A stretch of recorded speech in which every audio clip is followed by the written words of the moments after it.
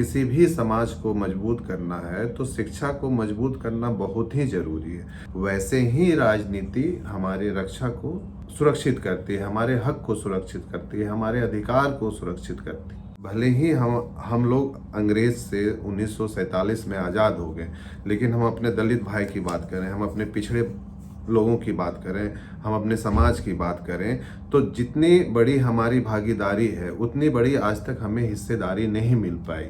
चाहे वो नौकरी के क्षेत्र में हो, चाहे वो बिजनेस के क्षेत्र में हो, चाहे राजनीतिक के क्षेत्र में हो। मैं 20 सालों से भले ही बिजनेस कर रहा हूँ, लेकिन पिछले 5 सालों से मैं समाज का सेवा भी कर रहा हूँ। पूरा बिहार 38 जिला में करना है और 3 महीना पूरे घूम के बिहार दौरा करके लोगों, अपने समाज, अपने दलित, शोषित, वंचित और अल्पसंख्यक लोगों से मिल के कि आखिर हमारे समाज के पास समस्याएं क्या है, ताकि हम दूसरे क्षेत्र में इतना विकास क्यों नहीं कर पा रहे हैं। कोई भी हमारा जो युवा है, पढ़ा लिखा स्टूडेंट है, वो क्यों उनको नौकरियां नहीं मिल पा रही, किस चीज़ को डेवलप करने की ज़रूरत है।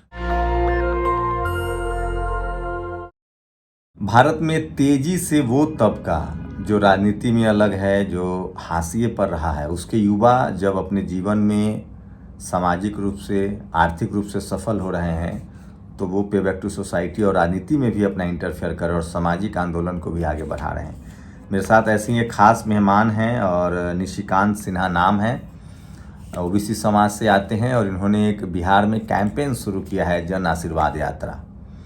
चूँकि आज भी विडंबना है कि अगर आप दलित बैकवर्ड समाज से हैं, ओबीसी समाज से हैं, पिछड़े समाज से हैं, तो टीवी अखबार में जगह नहीं मिलती है। नेशनल दस्तक की लगातार कोशिश होती है कि ऐसे युवा जिन्होंने अपने मेहनत से, अपने दम पर अपनी जगह बनाई हो, आर्थिक रूप से मजबूत हुए हों और वो सामाजिक चेतना से भी लैस हैं और सामाजिक आंदोलन को भी आगे बढ़ा रहे हैं, उनसे आपको रूबरू करा जाए। तो आज इस कड़ी में हमारे साथ निशिकांत सिन्हा हैं। निशिकांत जी, स्वागत है। और बिहार के थे, बाहर बिजनेस भी कर रहे हैं, आईटी सेक्टर में थे, अब जन आशीर्वाद यात्रा निकाल रहे हैं, क्या लक्ष्य है? थैंक यू शंभू जी कि आज हम लोग एक साथ इकट्ठा हुए हैं कि आप हमारी विचारधारा को समझें, हमारा आगे का प्लानिंग को समझें कि क्या हमारा ये लक्ष्य है। जो यात्रा हम लोग जन आशीर्वाद संवाद का यात्रा जो रखे हैं, इसका पर्पस क्या है, आखिर क्या ज़रूरत पड़ी है। जो कि एक बिजनेसमैन 20 सालों से अपना बिजनेस कर रहा था और उसे बिजनेस छोड़ के अपने समाज के लिए, अपने दलित शोषित के लिए आगे आना पड़ा। इसलिए आगे आना पड़ा कि ऐसे मैं 20 सालों से भले ही बिजनेस कर रहा हूं, लेकिन पिछले 5 सालों से मैं समाज का सेवा भी कर रहा हूं, खासकर अपने समाज के लिए, अपने दलित शोषित लोगों के लिए और अपने गरीब बच्चों के लिए। शिक्षा के क्षेत्र में मैं काम कर रहा हूं पिछले 5 सालों से कि जितने भी हमारे समाज या दलित या शोषित लोगों के बच्चे हैं, जिनकी आर्थिक स्थिति खराब है, जिनके पास पढ़ने के पैसे नहीं, लेकिन लड़के के अंदर पढ़ने का जुनून है, टैलेंट है और आगे उनका एक सपना है कि हम आईएएस बने, आईपीएस बने, डॉक्टर बने, इंजीनियर बने। तो मैं 5 साल पहले एक प्रेस कॉन्फ्रेंस किया था 2019 में, और मैंने प्रेस कॉन्फ्रेंस करके यह बोला कि ऐसे कोई भी बच्चे हों जिनकी आर्थिक स्थिति खराब है और लड़का पढ़ने में टैलेंटेड है, वैसे बच्चे को मैं पढ़ाऊंगा, वैसे बच्चे को मैं गोद लूंगा और उनकी पढ़ाई की जितनी भी खर्चा होगी वो खर्चा सारा मैं उठाऊंगा। तो जो लड़का लगा, वो हमें बताया कि सर हमारे अंदर टैलेंट है, और उनका मैंने एक टेस्ट लिया और टेस्ट में पास हुए हैं और उन्होंने बोला कि हमें आईएएस की तैयारी करना है। तो ऐसे बच्चे को मैंने दिल्ली में रख के उनका कोचिंग क्लास करवाया। कुछ बच्चे टैलेंटेड थे, उन्होंने बोला मुझे डॉक्टर बनना है, तो ऐसे बच्चे को हमने कोटा में एडमिशन करवाया। तो इस तरह से पिछले 5 सालों से लगातार मैं एजुकेशन के ऊपर काम कर रहा हूँ, ताकि आने वाले समय में हमारा समाज जो है एक मजबूत समाज बन सके, एक सशक्त समाज बन सके। क्योंकि मैं ऐसा मानता हूँ और मुझे ऐसा लगता है कि किसी भी समाज को मजबूत करना है तो शिक्षा को मजबूत करना बहुत ही ज़रूरी है। शिक्षा जो है वो समाज की नींव होती है। तो इसलिए पिछले 5 वर्षों से मैं लगातार समाज के लिए शिक्षा के ऊपर काम करना शुरू किया।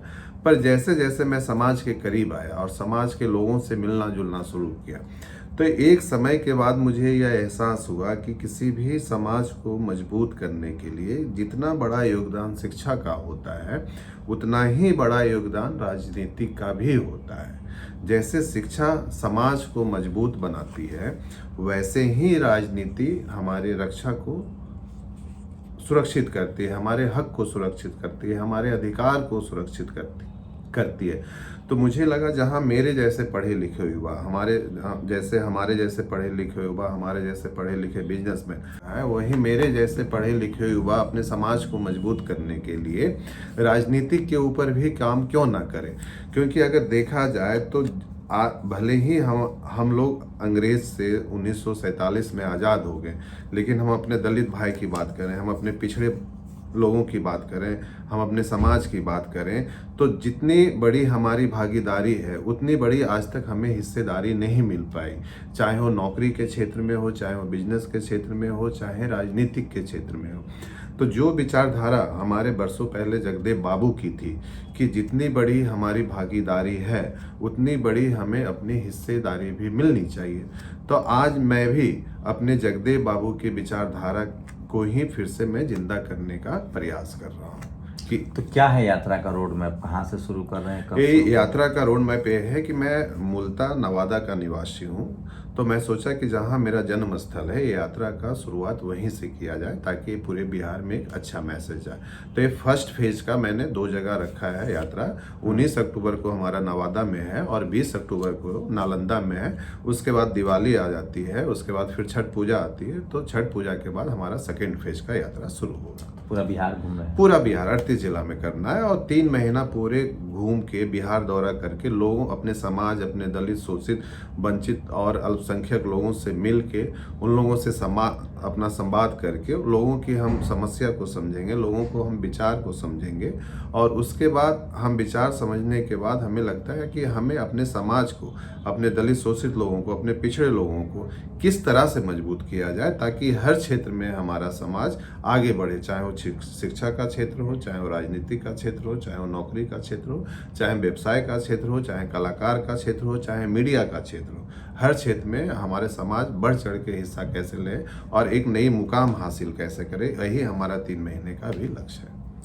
तो क्या आप पॉलिटिकल पार्टी बनाएंगे या जो एस्टैब्लिश पार्टियां हैं उसी में अगर सम्मान के साथ कहीं आपको बुलाया जाता है तो उस पर भी विचार करेंगे? नहीं, पहले हम भी समाज को समझना है? मुझे अभी फिलहाल तो 3 महीना मेरा लक्ष्य है कि समाज को समझना है कि आखिर हमारे समाज के पास समस्याएं क्या है, ताकि हम दूसरे क्षेत्र में इतना विकास क्यों नहीं कर पा रहे हैं, किसी भी क्षेत्र में हम विकास क्यों नहीं कर पा रहे हैं, चाहे वो राजनीतिक का क्षेत्र हो। जैसे मैंने बोला कि किसी भी समाज को मजबूत करने के लिए जितना बड़ा योगदान शिक्षा का होता है, जैसे शिक्षा समाज को मजबूत करती है, वैसे ही राजनीति भी समाज को दिशा देती है। तो राजनीति को भी मजबूत करने के लिए हमें लोगों से मिलना है और उनके विचार को समझना है।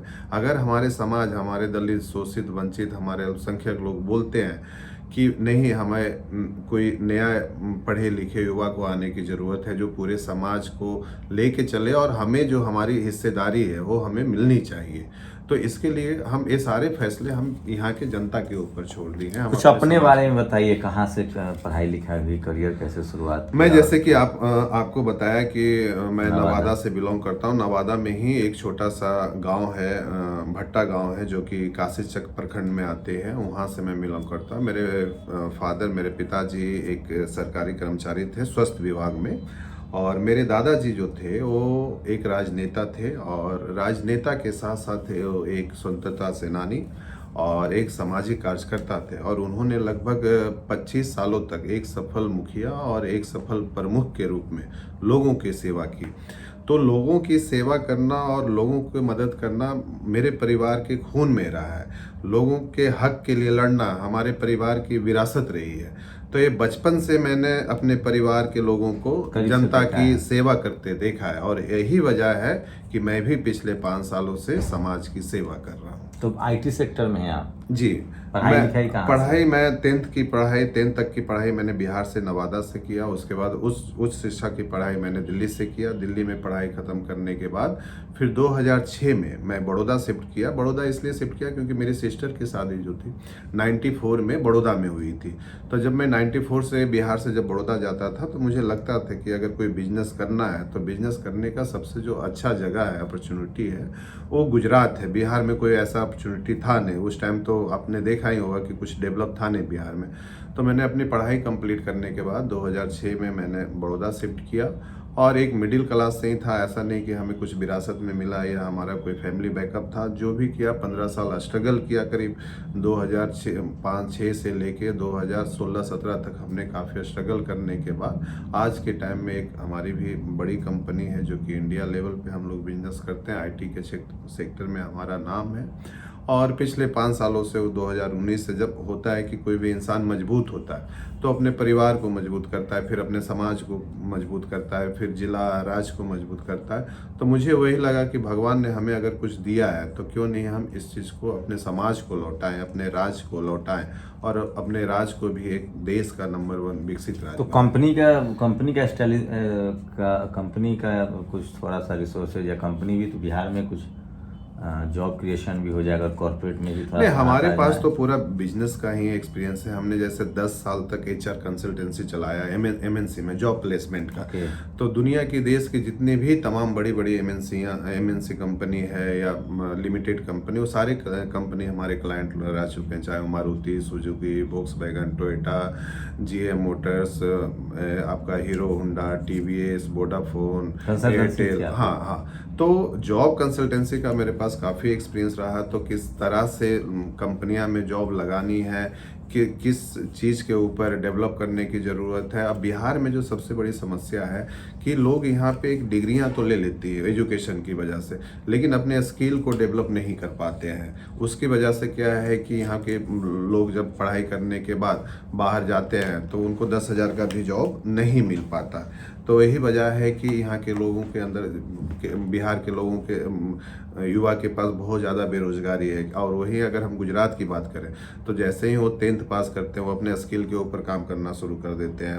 वो अपना प्रेजेंटेशन स्किल, अपना कम्युनिकेशन स्किल, अपना सेल्स स्किल, सब पे काम करना शुरू कर देते हैं। तो हमें पता है कि किस तरह के एम्प्लॉयमेंट को कहाँ पे फिट करना है, या कोई भी हमारा जो युवा है, पढ़ा लिखा स्टूडेंट है, वो क्यों उनको नौकरियाँ नहीं मिल पा रही, किस चीज़ को डेवलप करने की ज़रूरत है।